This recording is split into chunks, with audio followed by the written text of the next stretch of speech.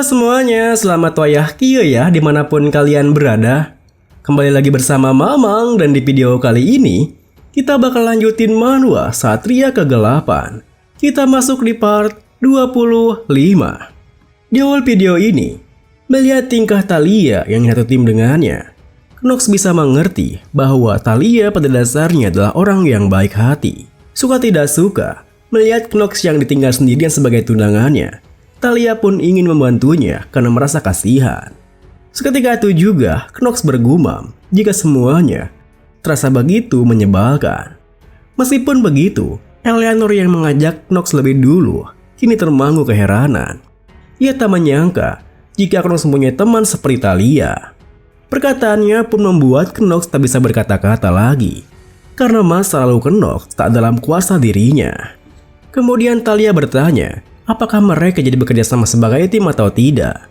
Eleanor juga menambahi jika mereka hanya perlu satu orang lagi untuk membuat tim.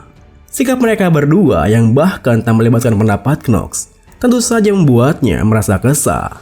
Meski begitu, Eleanor beralasan ia melakukan itu karena tidak ada pilihan lagi bagi mereka berdua.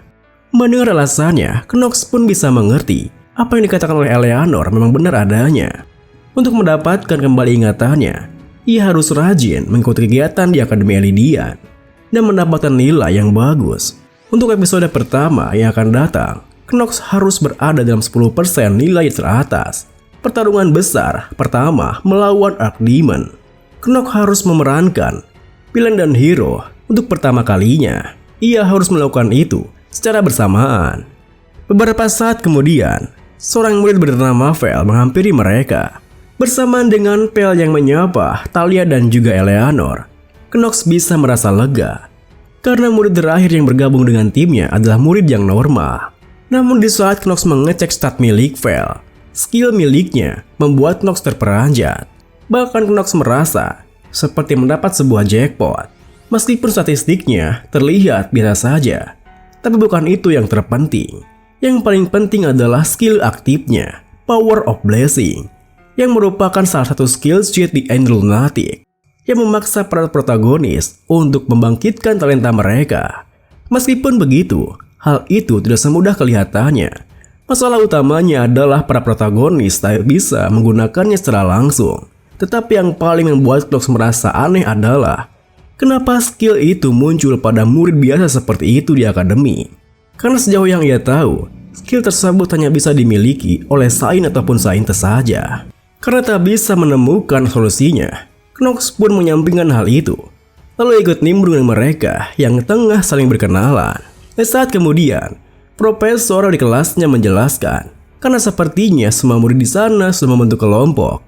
Ia berharap mereka semua bisa mengenal satu sama lain minggu depan. Karena kelompok yang mereka buat sekarang akan berlaku selama 1 semester ke depan. Mendengar hal itu, Knox pun tak bisa menahan umpatannya hingga Thalia langsung menegurnya. Ia rasa tidak baik untuk mencemooh seorang profesor. Kemudian, setelah kelasnya selesai, Knox pun segera pergi dari ruangannya. Namun Thalia langsung mengejarnya dan bertanya, apakah ia sudah mengatur jadwalnya? Pertanyaan itu pun membuat Knox menghela napasnya. Karena jika Thalia menanyakan hal seperti itu, nyatanya pasti akan terlihat dengan jelas. Meskipun Thalia beralasan jika ia hanya penasaran, Knox pun menghentikan langkahnya lalu berbalik menyentuh kening Thalia sembari mengatakan, apakah ia berencana untuk mengambil mata pelajaran yang sama untuk mencuri nilai darinya? Apakah ia pikir dirinya akan mengajarnya secara gratis? Kemudian, belum sempat Thalia menyangkal hal itu, Knox kembali melangkah pergi. Karena baginya itu bukanlah saatnya untuk mencari informasi. Dan jangan berharap kesempatan itu akan datang terjadi. Sore harinya, di distrik 4 Akademi, terlihat begitu banyak orang yang sedang sibuk dengan urusannya masing-masing. Di antara orang-orang itu, terlihat Knox yang memakai jubah hitam, ditemani pelayannya The G3 yang sibuk memilah-milih belanjaan mereka. Sembari membaca buku panduan di tangannya, G3 menjelaskan, memang benar di Akademi Elidian ada cukup banyak barang yang harus dibeli. Dari berbagai buku, peralatan sihir, dan buku pelajaran. Memang pantas banyak orang yang mengatakan bahwa setengah dari rakyat jelata akan susah untuk lulus dari sana. karena bermasalah dengan uang. Knox sendiri menanggapi itu dengan dingin karena ia rasa itu bukanlah urusannya.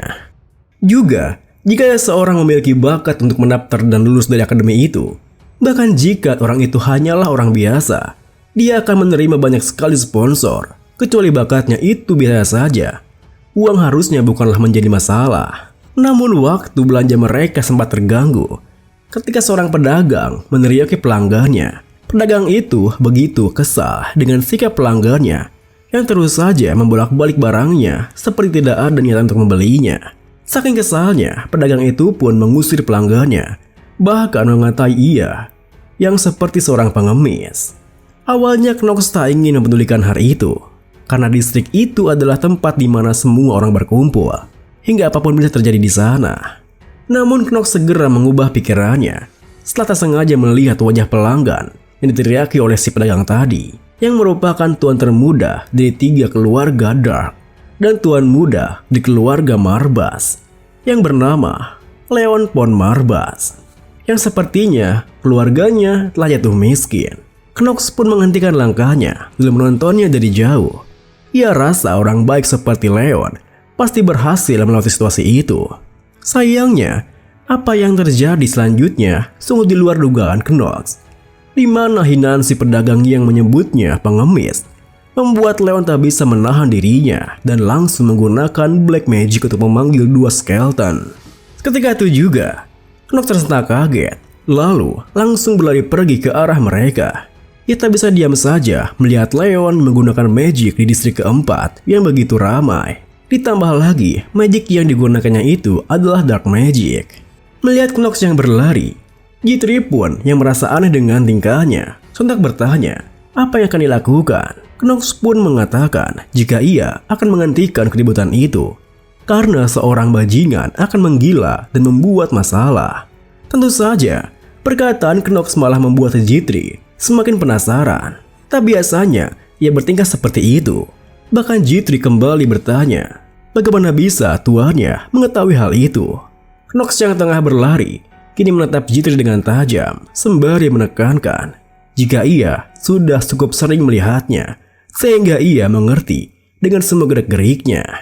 Jawaban Knox yang seakan begitu mengenali seorang di sana tentu saja membuat G3 terpenyat kaget. Bahkan ia mematung di tempatnya sendiri. Sementara itu, meskipun si pedagang ketakutan dengan skeleton yang dipanggil Leon, dirinya tetap tak ingin mengalah dari mereka. Bahkan ia mengancamnya. Untungnya, sebelum Leon bertindak lebih jauh, Knox muncul di dekat si pedagang dan langsung menyuruhnya untuk pergi jika ia tidak ingin kehilangan nyawanya.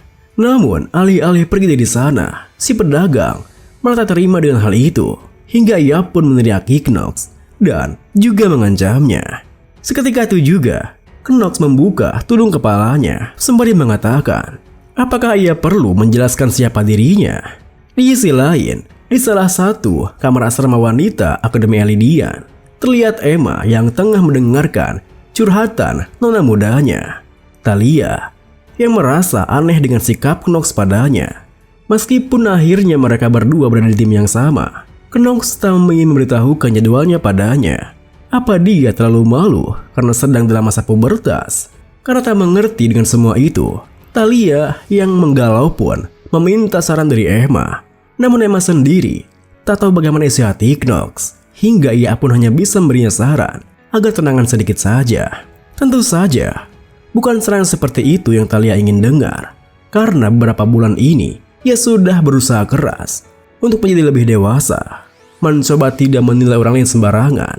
Perubahan itu Talia lakukan karena ia tidak ingin menahan Knox. Tapi sampai saat ini, Knox masih mengacuhkan dirinya. Melihat raut wajah sedih Talia, Emma seketika merasa khawatir. Apa yang harus saya lakukan jika kegalauan itu berlangsung berhari-hari? Dan jika Emma tahu ini akan terjadi, ia tidak akan menjauhkannya dari Knox sebelumnya. Hari itu, pada hari di mana Talia meninggalkan kediaman Rainhepper setelah ikut berlatih di sana, Talia bertanya pada Emma, kenapa Knox bertingkah dingin padanya, meski dirinya itu adalah tunangannya. Emma menjelaskan, mungkin saja karena Knox masih dalam masa pubertas. Semua anak laki-laki seusianya akan bersikap seperti itu, menggertu tanpa alasan dan bersikap dingin. Kini, setelah Emma pikirkan kembali, sejak saat itu, rasa sayang Thalia kepada Knox semakin meningkat. Awalnya, Emma tidak berpikir itu akan menjadi masalah besar. Tapi melihat efeknya saat ini, Emma menjadi ragu. Haruskah ia lebih berhati-hati mulai sekarang? Tetapi, Emma juga yakin jika Thalia sangatlah menyukai Knox. Setelah bimbang seperti itu, hingga Emma berpikir cukup lama, Emma pun membuka mulutnya menjelaskan. Dengan sikapnya yang seperti itu, mungkin juga Knox tidak serius karena Thalia adalah tunangannya. Knox sengaja bersikap dingin seperti itu untuk membedakan antara urusan pribadi dan urusan publik. Mendengar saran tersebut yang terasa masuk akal, Thalia pun langsung kesenangan bahagia. Ia menggenggam tangan Emma dan memberinya banyak pujian. Karena sikap Emma yang tahu banyak tentang asmara membuatnya terlihat seperti seorang guru cinta. Oleh karena itu, Thalia pun berniat akan terus berkonsultasi dengannya tentang masalah seperti itu ke depannya. Namun tanpa Thalia ketahui, Emma meminta maaf dalam hatinya.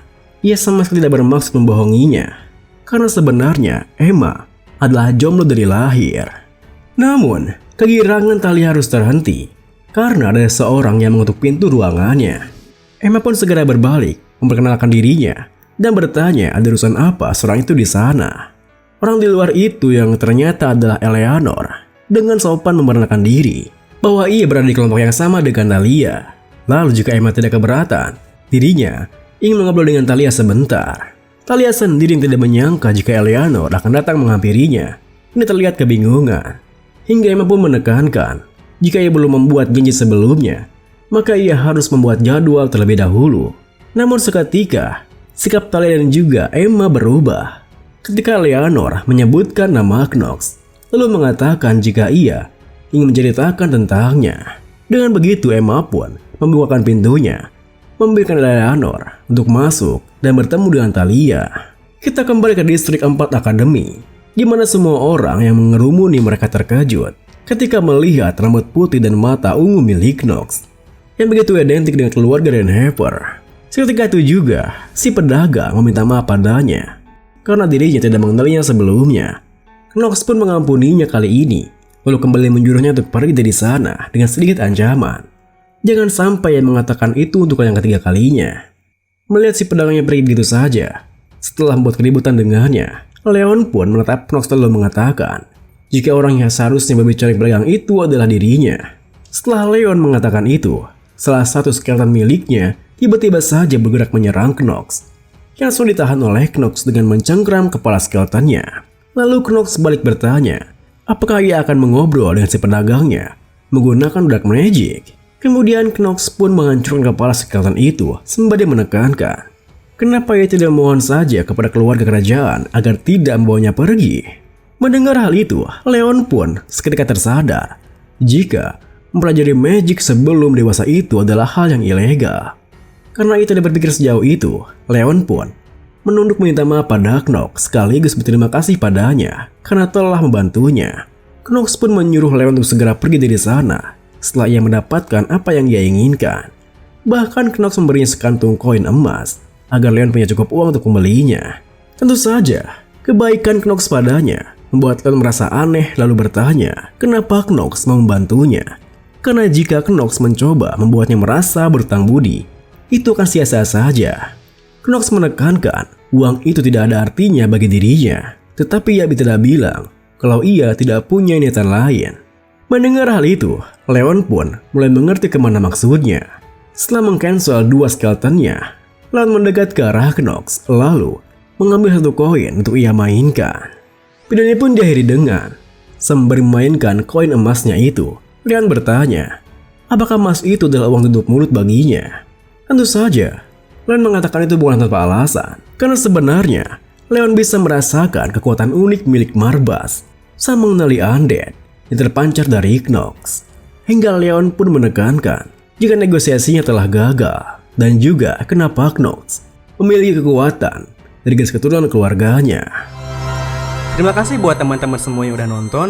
Mohon maaf jika ada salah-salah kata atau pengucapan Mamang yang kurang jelas. Sampai jumpa di video berikutnya.